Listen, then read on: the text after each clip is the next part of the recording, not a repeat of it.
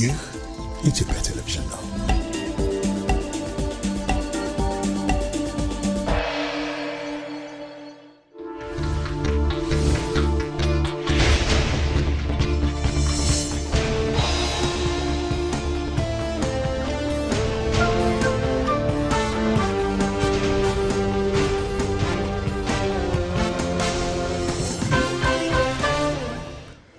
ጤና ይስጥልን። ሰላም በኢትዮጵያና በመላው ዓለም ያላችሁ ተከታታዮች እንደምን ቆያችሁ? አንድ ሰዓት ነው። የቲቪ ዜና 57 በሁለተኛው ምዕራፍ እዚህ አዲስ አበባ ከሚገኘው ዋናው ስቱዲዮአችን አሁን ጀምሯል። አበይት ነጥቦች ነው።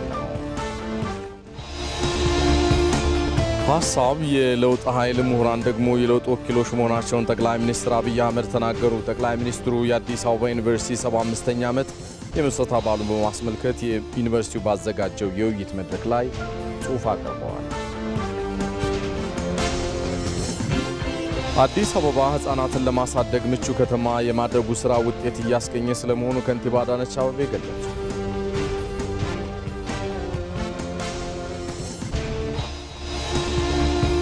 የደቡብ ኮሪያ ፕሬዝዳንት ሊ ጂማዮንግ ቻይናን ሊጎበኙ ነው የሚለውን ደግሞ ከውጭ ይዘናል።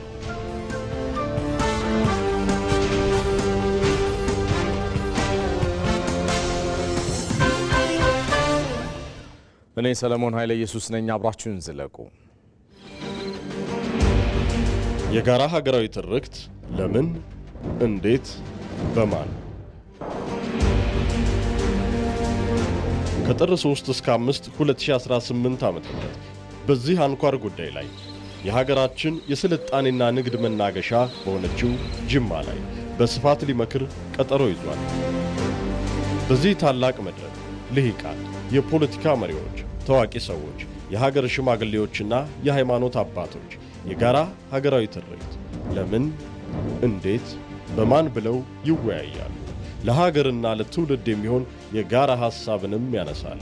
በሴንተር ፎር ሪስፖንሲብል ኤንድ ፒስፉል ፖለቲክስ በኦሮሚያ ብሔራዊ ክልላዊ መንግሥት በሰላም ሚኒስቴር በጅማ ዩኒቨርሲቲና በጅማ ከተማ አስተዳደር ትብብር የተዘጋጀ የጋራ ሀገራዊ ትርክት ለምን፣ እንዴት፣ በማን ከጥር 3 እስከ 5 2018 ዓ.ም ጅማ።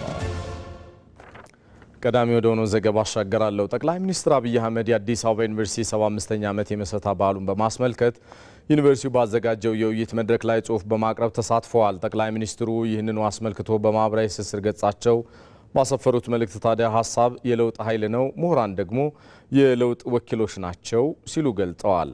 ምሁራን በማህበረሰብ ውስጥ የሚፈጥሩት ለውጥን ሀገር ወደ ብልጽግና ይወስዳል ብለዋል። በመሆኑም ምሁራን ሐሳብ አክባሪና አፍቃሪ፣ ጥልቅ አሰላሳይ፣ አንባቢ፣ ችግር ፈችና መፍትሄ ሰጪ መሆን ይጠበቅባቸዋል ሲሉም ነው ያስገነዘቡት ጠቅላይ ሚኒስትሩ። በውይይት መድረኩም የኢትዮጵያ ምሁራን በሁለንተናዊ ሀገራዊ ጉዳዮች ዙሪያም ያላቸው ሚና በሚመለከት ሰፊ ውይይት ማድረጋቸውን ነው የገለጹት። የመደመር መንግስት ከፍተኛ ትምህርት ተቋማት በሀገራዊ ብልጽግና ጉዞ ላይ አይተኬ ሚና እንዳላቸው በጽኑ ያምናል ያሉት ጠቅላይ ሚኒስትር አብይ አህመድ ለተግባራዊነቱም እየሰራ እንደሚገኝ አረጋግጠዋል። ተቋማቱም የመማር ማስተማር እንደዚሁም የምርምር ስራዎችን ከቴክኖሎጂ ጋር በማናበብ ወደ ፈጠራና ተግባር መለወጥ እንደሚጠበቅባቸው አሳስበዋል።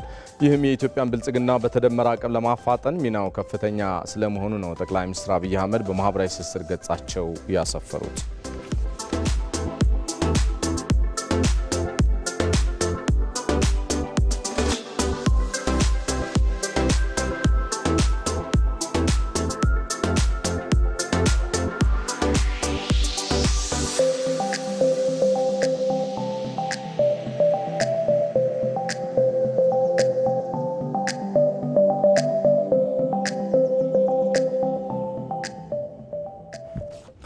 ዜናዎቻችን እንደቀጠሉ ናቸው። የተጀመረው ሁሉን አካታች ሀገራዊ ምክክር ልዩነቶችን በሰለጠነና በሰላማዊ መንገድ ለመፍታት ያመጣውን እድል ኢትዮጵያውያን ለመጠቀም ዝግጁ ሊሆኑ እንደሚገባ የመንግስት ኮሚዩኒኬሽን አገልግሎት አስታወቀ። ምክክር ለጋራ አሸናፊነት፣ ምክክር ለዘላቂ ሰላምና ለጠንካራ ሀገረ መንግስት ግንባታ በሚል የመንግስት ኮሚዩኒኬሽን አገልግሎት ለኢቢሲ የላከው መግለጫ አለ። የመግለጫው ሙሉ ቃል እንደሚከተለው ይቀርባል። በኢትዮጵያ ለዘመናት ያለመግባባትና የንትርክ እንደዚሁም የእርስ በርስ ግጭት ምንጭ የነበረው ኋላ ቀር የፖለቲካ ባህል የወለደው ችግር መሆኑን ያነሳው አገልግሎት መስሪያ ቤቱ ችግሩን በመሰረታዊነት ለመቅረፍ ሲባል በሀገራዊ ጉዳዮችና በብሔራዊ አጀንዳዎች ዙሪያ የሚታዩ ልዩነቶችንና መካረሮችን ለማድረቅ ሀገራዊ ምክክር ወሳኝ ጉዳይ ነው ይላል። መንግስት አዎንታዊ የሰላም ባህል እንዲሰፍንና የሰለጠነ የፖለቲካ ባህል ተገንብቶ ኢትዮጵያውያን ችግሮቻቸውን በጠረጴዛ ዙሪያ በሀሳብ አውድ ብቻ መፍታት አለባቸው የሚል ጽኑ እምነት መኖሩን የጠቀሰው መግለጫው እዚህም ተግባራዊነት በቁርጠኝነት እየተንቀሳቀሰ እንደሚገኝ አውስቷል። በኢትዮጵያ የተጀመረ ሁሉን አካታች የሆነ ሀገራዊ ምክክር ልዩነቶችን በሰለጠነና በሰላማዊ መንገድ ለመፍታት ያገኘው የማይተካ እድል ነው ብሏል መግለጫው። ይህ እድል ለሁሉም አካላት የተከፈተ የትኛውንም ወገን የማይለይ የምክክር እድል መሆኑን የጠቀሰው መግለጫው በዚህም እድል ለመጠቀም ኢትዮጵያውያን ዝግጁ ሊሆኑ ይገባል ሲል አሳስቧል። ይህ እድል የወንድማማችነት እሴት እያዳከመውን የተበላሸ የፖለቲካ ባህልን ከማከም ባለፈ ዘላቂ ሰላምን ለማረጋገጥ ቁልፍ ጉዳይ ነው ያለው አገልግሎት መስሪያ ቤቱ የምክክር እድሉ በመሰረታዊ ጉዳዮች ዙሪያ ሀገራዊ መግባባት ለመፍጠር እየዳበረ የሚሄድ የዲሞክራሲ ስርዓት ለመገንባት የእርስ በርስ መተማመንን ለመፍጠርና የህዝቦችን መተባበርና አንድነትን ለማረጋገጥ የማይተካ ሚና እንደሚኖረውም አመላክቷል። በመግለጫው በኢትዮጵያ ታሪክ ጦርነትና አብዮት የተሟላ መፍትሄ የማያመጡ መሆናቸውን በተግባር ያረጋገጠ ጉዳይ ነው ያለው መግለጫው በሁሉም መንገድ የመጣ አሸናፊነት ጊዜና መልሶ ቁርሾና ቂምን የሚያሳድር መንገድ መሆኑን በተግባር ተምረንበታልም ይላል። ኢትዮጵያውያን ለዘመናት በውይይትና በምክክር ችግሮቻቸውንና አለመግባባቶቻቸውን የመፍታት ድንቅ ባህል የነበራቸው ህዝቦች መሆናቸውን ያወሳው መግለጫው ይህ ሴት እየጎለበተ በመጣው ኋላ ቀር የፖለቲካ ባህል ሳቢያ ከጊዜ ወደ ጊዜ በመደብዘዝ ከፋፋይ ነጠላ ትርክት መገለጫ እስከ መሆን ድረስ ደርሷልም ይላል። በዓለም ላይ በርካታ ሀገራት ከተካረረ ልዩነትና ከግጭት ድባብ ለመውጣት ሀገራዊ ምክክርን እንደ መፍትሄ መጠቀማቸውን በማንሳት ኢትዮጵያውያን ይህንን ማድረግ የማይሳናቸው ህዝቦች መሆናቸውን በየአካባቢው ያሉ ባህላዊ ሴቶች ማሳያ ስለመሆናቸውም ይጠቅሳል መግለጫው። ዘላቂ የሆነ መፍትሄን ለማምጣት በእውነተኛ ፖለቲካ መሻት በቅንነት ለውይይት ሰጥቶ መቀበልና ለጋራ መፍትሄ ሁሉም የበኩሉን አስተዋጽኦ ለማበርከት መነሳት እንደሚኖርበትም ይገልጻል መግለጫው። ኢትዮጵያውያን የግጭትና የጦርነት አዙሪት በቃን የምንልበት ትክክለኛው ሰዓት አሁን ነው ያለው አገልግሎት መስሪያ ቤቱ ግጭት ማንንም አሸናፊ እንደማያደርግ የጥፋት አዙሪት ስለሆነ የሀገራዊ ምክክር ሂደትን ስኬታማ ማድረግ ችግሮችን በሰላማዊ መንገድ መፍታት የህግ የበላይነትን ማስፈንና ለሁሉም ኢትዮጵያውያን የምትሆን ሀገር ለመገንባትና ሁሉንም የጋራ አሸናፊ ለማድረግ እንደሚያግዝም ገልጿል። በመሆኑም ሁሉም አካል በምክክሩ በንቃት እንዲሳተፍ የመንግስት ኮሚኒኬሽን አገልግሎት ለኢቢሲ በላከው መግለጫው ጥሪውን አስተላልፈዋል።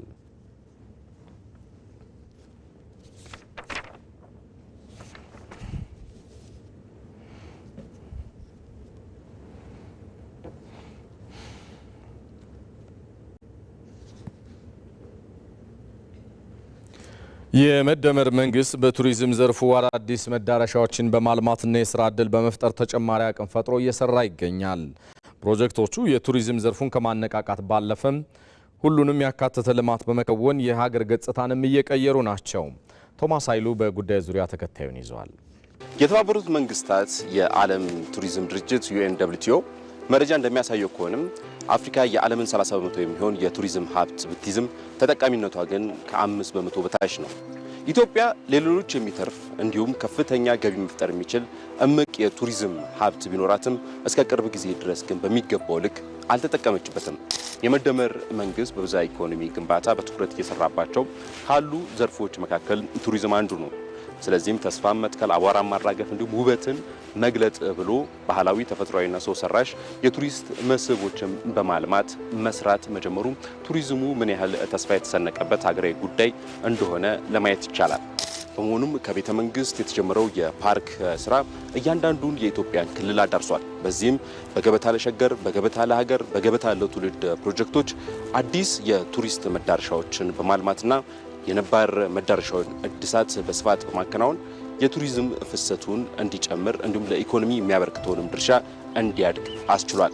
ለአብነት ያለም ፕሮጀክቶቹ ከእንጦጦ እስከ ወዳጅነት ፓርክ፣ ከጨበራ የዞን ዳና ሎጅ እስከ ሀላላ ኬላ፣ ከወንጪ እስከ ጎርጎራ አዲስ የቱሪስት መዳረሻዎችን ለማልማት ተችሏል። የፋሲልና የሐረር ግንብ እንዲሁም የሶፍ ዑመር ዋሻን የመሳሰሉ ነባር የቱሪስት ስፍራዎችን በማደስና ውበታቸውን በመግለጥ ደግሞ በአዲስ መልክ ለጎብኚዎች ክፍት እንዲሆኑ ተደርጓል። በገበታ ለትውልድ ፕሮጀክቶች ደግሞ በትግራይ ክልል ገራርታ፣ በኦሮሚያ ክልል ጅማ፣ በአማራ ክልል ሐይቅ፣ በደቡብ ኢትዮጵያ ክልል አርባ ምንጭ በአፋርና በሶማሌ እንዲሁም በሌሎች አካባቢዎች የቱሪስት መዳረሻ ቦታዎችን የማስፋት እንዲሁም የማልማት ስራዎች እየተከናወኑ ነው። በ2017 ዓ.ም ኢትዮጵያ ከ150 በላይ ኮንፈረንሶችን በማዘጋጀት 1.3 ሚሊዮን ሰዎች በላይ ማስተናገድ ችላለች። በተጨማሪ 1.5 ሚሊዮን የሀገር ውስጥ ጎብኚዎች የቱሪስት መዳረሻ ቦታዎችን በመጎብኘታቸው ከግማሽ ቢሊዮን ብር በላይ ተገኝቷል። ባለፉት ጥቂት ዓመታት 13 ሚሊዮን በላይ ሰዎች የቱሪስት መዳረሻ ስፍራዎችን የጎበኙ ሲሆን ይህም ኢትዮጵያ የሀገር ውስጥም ሆነ የዓለም አቀፍ የቱሪስት ፍሰት ማዕከል እንደሆነች ማሳያ ተደርጓል። በተለይ ፕሮጀክቶቹ ጎብኚዎች ወደ መዳረሻዎቹ በሚያቀኑበት ወቅት የሚኖራቸውን ቆይታ በማጤን ኢኮኖሚያዊ ተጠቃሚነታቸውን ለማሳደግ የሚያስችል ጥረት የተደረገበትም ነው። በሌላ በኩል ፕሮጀክቶቹ የቱሪዝሙን ፍሰት በማነቃቃት በስራ እድል ፈጠራ ይሁን ሌሎችን በልማቶችን በመከወን ጭምር የሀገር ገጽታን በመለወጥ ረገድ ከፍተኛ ሚና እየተጫወቱ ነው። በቱሪዝሙ ዘርፍ ተወዳዳሪ መሰረተ ልማት ግንባታም ወሳኝ መሆኑን የተረዳው የመደመር መንግስት ጎብኚዎችን ለመሳብ እንዲሁም ለማስተናገድ የሚያገለግሉ እንደ መንገድ፣ ሆቴሎች፣ መዝናኛ ቦታዎችን የሚያካትቱም ናቸው። እንዲሁም የቱሪዝም ዘርፍ እድገት ለገቢው ምንጭ መጨመር፣ በሌላ በኩል ደግሞ የሀገር ገጽታ ግንባታም ወሳኝ ነው። የቱሪስት መዳረሻዎች ልማት ኢትዮጵያ ያሏትን የቱሪስት ሀብቶችን ለዓለም ለማስተዋወቅ የሚረዱ ናቸው።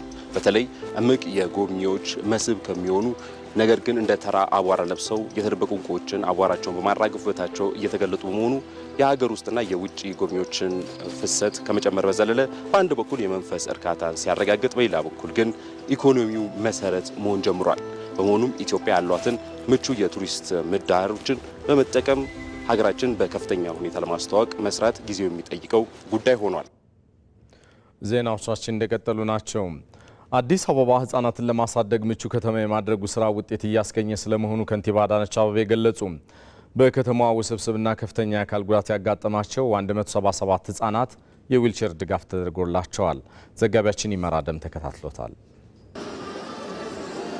ወይዘሮ አስካለ ተስፋዬ ከአካል ጉዳተኛ ህጻን ልጇ ጋር ላለፉት 4 ዓመታት ከባድ የህይወት ፈተና ማሳለፏን ትናገራለች። ህጻን ልጇን ከቦታ ቦታ የማንቀሳቀስም ሆነ ሌሎች እንክብካቤ የማድረግ ሙሉ ኃላፊነት በእሷ ትከሻ ላይ የወደቀ መሆኑና በዙሪያዋ አይዞሽ ባያጋዥ በማጣቷ ህይወቷን ይበልጥ እንዳከበደባት ገልጻለች። በየቦታው ሲሄድ ቤተክርስቲያንም ይሁን የተለያዩ አካባቢ ሲሄድ አዝያት ነው የሚሄደው።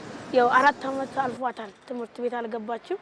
በሸክም ማመላለሱ ስለሚከብደኝ ነው። በሰው ተኮር የልማት ስራዎቿ የነገ ሀገር ተረካቢ ህጻናትን ያልዘነጋችው አዲስ አበባ በከተማዋ የተለያዩ አካባቢዎች ህጻናት የሚቦርቁባቸው የመጫወቻና መዝናኛ ቦታዎችንም ገንብታለች። ከተማዋ ህጻናትን ለማሳደግ አመቺ የመሆን ጥረቷን ሙሉ ለማድረግ ደግሞ አካል ጉዳተኛ ህጻናትን አካታች የሆነ ስራ እየተሰራ ነው። እናም በልዩ ሁኔታ ትኩረት እንዲሰጣቸው ለሚሹ የአካል ጉዳት ያለባቸው ህጻናት ተወስነው በመንደር እንዳይቀሩ ለማድረግ የሚያስችል የመንቀሳቀሻ ዊልቸር የአዲስ አበባ ከተማ ከንቲባ አዳነች አቤቤ በተገኙበት ድጋፍ ተደርጓል። የዊልቸር ድጋፉ የአካል ጉዳት ያለባቸው ህጻናት እንደ ሌሎች ህጻናት ሁሉ የመጫወትና አካባቢያቸው ላይ ያለውን ሁኔታ የመጠቀም መብታቸውን የሚያረጋግጥ ተግባርም ነው። ዛሬ እየደገፍናቸው ያለነው የአካል ጉዳት ያለባቸው ዊልቸር የሚያስፈልጋቸውን ህጻናት ነው።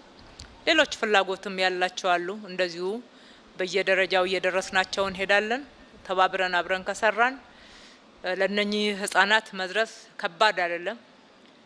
ከተማ አስተዳደሩ ጀምሮታል። ከተማ አስተዳደሩ ከጀመረው በኋላ በርካታ አጋሮችን ያገኘ ነው። ከዚህ በፊት በባህላችን ህጻናት የተለያየ የአካል ጉዳት ወይም ደግሞ የአእምሮ ዘገምተኝነት ካጋጠማቸው የሚደረገው ታቃላቸው እንዳይወጡ እንዳይታዩ እስከ ማድረግ ድረስ ነበረ። ዛሬ ከዛ ተሻግረን ወላጆችም ያስፈልገናል ይሄ መሟላት አለበት ወደሚል ግንዛቤና እስከ መጠየቅ ድረስ የደረሱበት ሁኔታ ደግሞ ትልቅ ሽግግር ነው። ይሄንን እንደ ግብአት እንጠቀመው፣ እንተባበር። በቀዳማዊ ልጅነት መርሃ ግብር የሚተገበረው እንዲህ አይነቱ ስራ ደግሞ ህጻናት በአእምሮና በአካል እየተገነቡ እንዲያድጉ እድል ይፈጥራል። በዚሁ መርሃ ግብር በልጆች አስተዳደግ ዙሪያ የተያዘውን እቅድ በተሟላ መልኩ ለመተግበር ይረዳ ዘንድ በእያንዳንዱ ቤተሰብና ልጆች ዙሪያ ስለሚያስፈልጉ ጉዳዮች ክትትል የሚደረግበት አሰራር እየተተገበረ መሆኑንም ከንቲባዋ ተናግረዋል። ወደ 5000 የሚሆኑ ክትትል የሚያደርጉ ባለሙያዎችን ቀጥረን እያንዳንዱ ህጻናት ጋር ያለውን ፍላጎት በማወቅ ምን አይነት ድጋፍ እንደሚያስፈልጋቸው በትክክል ተይዘው እንደሆነ መረጃ ይደርሳቸው እንደሆነ የጎደለውን ጉዳይ በመለየት እሱን የፕሮግራማችን አካል አድርገን እሱ ላይ አቅደን ስንሰራ ቆይተናል። በዚህም በብዙ መቶ ሺዎች የሚቆጠሩ ህጻናትን መድረስ ችለናል። በህጻናቱ አማካኝነት እናቶችንም መድረስ ችለናል። ነገር ግን ከተማችን ሰፊ ናት። ብዙ አሁንም ልንደርሳቸው የሚገቡ ህጻናት አሉ። ፕሮግራማችን ቀጣይነት ያለው ነው። ሁሉም የአዲስ አበባ ህጻናት ሁለንተናዊ እድገታቸው ተጠብቆ ከከተማው ትሩፋት ተጠቃሚነት ወደ ኋላ እንዳይቀሩ የማድረግ የከተማ አስተዳደሩ ግልጽ አቅጣጫ ሆኗል። የአካል ጉዳት የተገኘባቸው 418 ህጻናት የሚያስፈልጋቸውን የጤና እንክብካቤ እንዲያገኙ ወደ ከፍተኛ የሕክምና ማዕከላት ሪፌር ማድረጉ እና ማስተሳሰሩ እንደተጠበቀ ሆኖ በዘላቂነት የሚደገፉበትን የአጋዥ ቁሳቁሶች ድጋፍ እንዲያገኙ ማስቻል በወቅቱ ከፍተኛ ፈተና ደቅኖብን ነበር። የእነኚህ የአካል ጉዳተኞች ህጻናት ጉዳይ እውነቱን ለመናገር በፕሮግራሙ ቀረጻ ወቅት በብዙ ያልታሰበበትና ያልተገመተ ነገር ግን በሂደት ያጋጠመን አፋጣኝ መፍትሄና ርብርብ የሚጠይቅ አስቸኳይ ጉዳይ ሆኖብናል።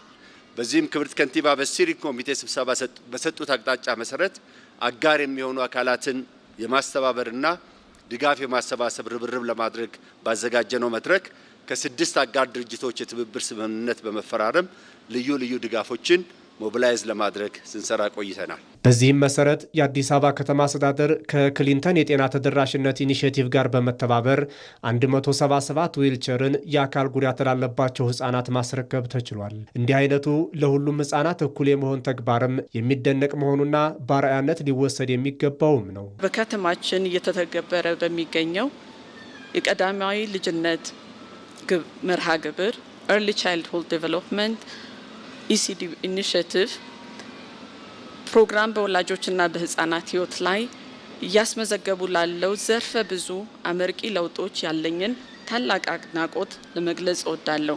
እየተሰራ ያለው የቀዳማዊ ልጅነት እድገት ልማት ስራ ለሀገር መሰረት የሚጥልና ለትውልድ ስብራትን የሚጠግን ከመሆኑን ባሻገር ለአፍሪካ ተምሳሌት የሆነ ተግባር ነው። ወይዘሮ አስካለን ጨምሮ ሌሎችም ለአካል ጉዳተኛ ህጻናት ልጆቻቸው የተደረገላቸው የዊልቸር ድጋፍም የህጻናትና የነሱ የወላጆችን ችግር እንደሚያቃልልላቸውም ተናግረዋል። አሁን እሱ ይቀልልኛል ብዬ አስባለሁ። ትምህርት ቤትም ለመግባት በሚቀጥለው ትገባለች ብዬ አስባለሁ። እንደ ጓደኞቻቸው እንዲወጡ እዚህ አካባቢ ላይ ያለውን መሰረተ ልማትም እኩል እንዲያዩ ያረጋቸዋል። በተቻለን መጠን እኛም እንደዚህ ስለሚቀለን እየገፋን ለአእምሯቸውም ጥሩ ነገር እንዲያዩ ያረጋል ብዬ አስባለሁ። እስከዛሬ ያለበት ችግር በጣም ከባድ ነበር ያሳለፍነው።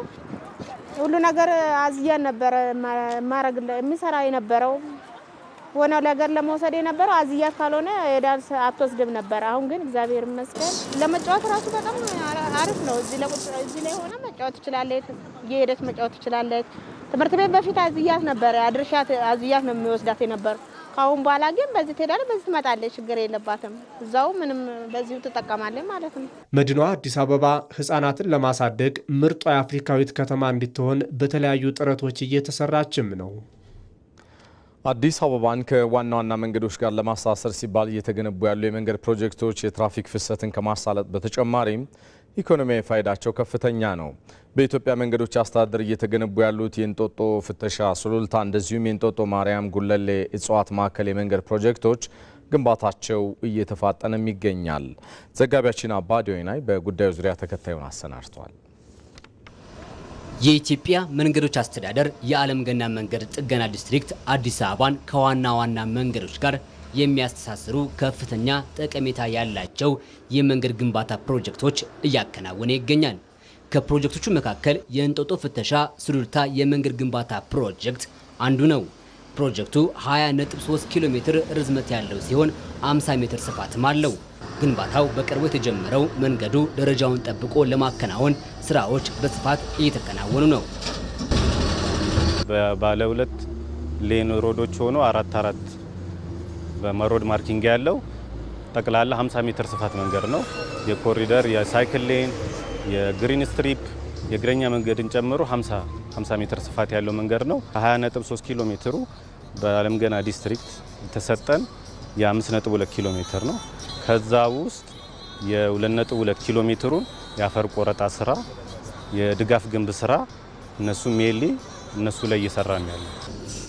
ይህ የእንጦጦ ፍተሻ ሱሉልታ የመንገድ ግንባታ ፕሮጀክት በአካባቢው ያለውን የትራፊክ ፍሰት ከማሳለጥ ጎን ለጎን ኢኮኖሚያዊ ፋይዳው ከፍተኛ ነው። ከፍተኛ የሆነ ትራፊክ የሚያስተናግድ መንገድ ነው እና በዚህ በኩል የተለያዩ ኢንዱስትሪዎችም አሉ። አሁን ለምሳሌ ሲሚንቶ ምርት በጣም በከፍተኛ ሁኔታና በጣም ብዙ ተሳቢ ትልልቅ ከባድ መኪኖች የሚተላለፉበት ነው። አዲስ አበባ መግቢያ ላይ ያለውን ከፍተኛ የሆነ የትራፊክ መጨናነቅና የነበረውን አደጋ ይቀንሳል ብለን እንጠብቃለን። በኢትዮጵያ መንገዶች አስተዳደር በዓለም ገና መንገድ ጥገና ዲስትሪክት እየተከናወነ ያለው ሌላው ፕሮጀክት የእንጦጦ ማርያም ጉለሌ እጽዋት ማዕከል የመንገድ ግንባታ ፕሮጀክት ተጠቃሽ ነው። ፕሮጀክቱ በፍጥነት እየተከናወነ ይገኛል። አሁን ላይ የደረሰበት 68% አካባቢ አፈጻጸም ደርሷል። ወደ 13 የፍሳሽ ማስወገጃ ቱቦዎች ሲኖሩት ከነሱ 10 ሙሉ ለሙሉ ተጠናቀው 3ቱ ግን ቆረጣ ሴክሽን ስላለ እሱን እየጠበቁ ነው። በተረፈ ወደ 6 የግንባታ የድጋፍ ግንብ ስራዎች አሉ። እነሱ 6ቱ ሙሉ ለሙሉ ተጠናቀዋል። ከዛ በተጨማሪ መንገዱ 20 ሜትር አካባቢ ወደ ጎን ስፋት ሲኖረው 2 ዱዋል ኬሪዮጄ 1 ፓርኪንግ ሌን ከዛ በተጨማሪ 4 ሜትር ደግሞ የመሮጫ ትራክ የሚያካልል ሲሆን አጠቃላይ ስፋቱ 19.7 ነው። የቀረው 2 ሜትር ግሪነሪ መሃል ላይ አለ። ኢንድ ላይ ዩቲሊቲ ላይን አለ። በአዲስ አበባ ከተማ መግቢያ በሮች እየተከናወኑ የሚገኙ የመንገድ ግንባታ ፕሮጀክቶች የትራፊክ ፍሰትን ለማሳለጥ የግብርናና የኢንዱስትሪ ምርቶችን በቀላሉ ለማጓጓዝ የላቀ ፋይዳ እንዳላቸው ነው በኢትዮጵያ መንገዶች አስተዳደር የዓለም ገና መንገድ ጥገና ዲስትሪክት ስራ አስኪያጅ ኢንጂነር ተመስገን አለማየሁ የገለጹት። የአዲስ አበባ ትልቁ መግቢያ በሮች የሚባሉት 5ቱንና እነሱን ሪንግ የሚያደርግ መንገድ እንደመሆኑ መጠን በተለይ የኢቪኒንግ ታይም ላይ አዲስ አበባ ሀብ ከመሆኑ አንጻር ከፍተኛ የሆነ የሎጂስቲክ ፍሎ ያደርጋል። የኢንዱስትሪ ፕሮዳክቶችም የግብርና ፕሮዳክቶችም የሚገቡበት አቅጣጫዎች ከመሆናቸው አንጻር ከፍተኛ መጨናነቆች ይታያሉ። አንደኛው ያንን መጨናነቅ ይቀንስልናል። ያን መጨናነቅ ሲቀንስ 2 ጠቀሜታ አለው። አንደኛው ኢንቫይሮንሜንታሊ ካርበን ኢሚሽንን ይቀንሳል። ትራፊኩ በአግባቡ ይሳለጣል ማለት ነው። ሁለተኛ ኢኮኖሚካሊ በዛ ልክ ኢኮኖሚክ ፍሰቱ ይሳለጣል ማለት ነው። እነዚህን የመንገድ ግንባታ ፕሮጀክቶች በአጭር ጊዜ ውስጥ ለማጠናቀቅ ትኩረት ተሰጥቶ እየተሰራ ይገኛል። ይህ ዜና በቀጥታ እየተላለፈላችሁ የሚገኘው እዚህ አዲስ አበባ ካለው የኢቢሲ ዋናው ስቱዲዮ ነው። ከውጭ የመረጥነውን ጉዳይ እናጋራችሁ። የደቡብ ኮሪያው ፕሬዝዳንት ሊ ጂማዮንግ ቻይናን ሊጎበኙ ነው። ፕሬዝዳንት ሊ ወደ ቻይና ቤጂንግ የፊታችን ሰኞ እንደሚያቀኑ የተገለጸ ሲሆን ከቻይና አቻቸው ሺ ጂንፒንግ ጋር ይመክራሉ ተብሎም ይጠበቃል። የደቡብ ኮሪያ ብሔራዊ ደህንነት አማካሪ ዊ ሶንግ ለጋዜጠኞች እንደተናገሩት ሁለቱ ፕሬዝዳንቶች በኢንቨስትመንት በቱሪዝምና የሀገራቱን ትብብር ለማጠናከር ያለመ ውይይት እንደሚያደርጉ ይጠበቃል ብለዋል። ፕሬዝዳንት ሊ ጂማዮንግ ከቻይና አቻቸው ሺ ጂንፒንግ ጋር የሚያደርጉት ውይይት በ2 ወራት ጊዜ ውስጥ ለሁለተኛ ጊዜ ነው። በሌላ በኩል ደቡብ ኮሪያ ቻይና ታይዋንን ወቅታዊ ሁኔታ ያላትን አቋም በተመለከተ የተጠየቁት የብሔራዊ ደህንነት አማካሪው አንድ ቻይና ፖሊሲን እንደግፋለን ብለዋል። ታይዋን የቻይና ሉዓላዊ ግዛት አካል መሆኗን ደቡብ ኮሪያ ታምናለች ነው ያሉት አማካሪው። ዘገባው የአልጀዚራ ነው።